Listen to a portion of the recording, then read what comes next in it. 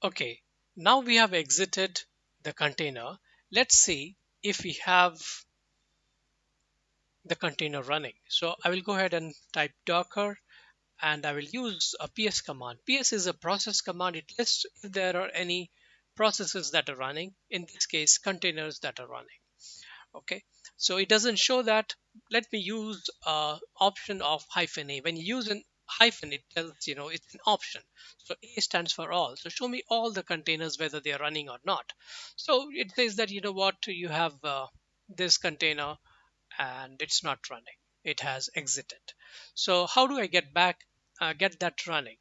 To do that, I will have a command which is docker container. Because it's a container command, you'll have to follow it up with a container. And now you can talk that start. But then start which one? There can be more than one container. So let's give it a name. Okay. So the name that I want to start is, there is something wrong with the name. Yeah, right. So if it is running, then my ps command should show that. You see that it's up now. Earlier, when I was running the ps command, it didn't show if it was there or not. Now it shows. That means it's running.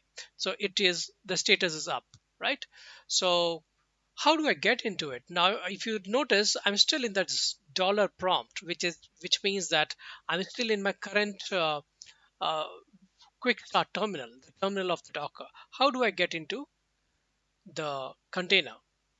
To do that, I will have to attach to it. So I'll use docker container and I will attach,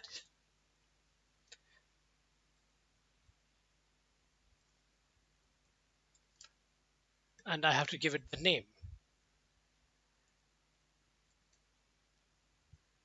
Right. Now you see that it has come to this container. You can see that container ID is written here.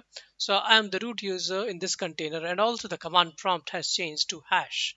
Earlier it was dollar. If it has changed, let me see what are the file systems there. Oh yes, I see that you have all the earlier file system, including the new file.txt that has been created. So now the point that we have to understand is that we started with an Ubuntu image. We made some changes into that. So in that operating system or the Docker container, we made a change. Now that change is available even if you exit.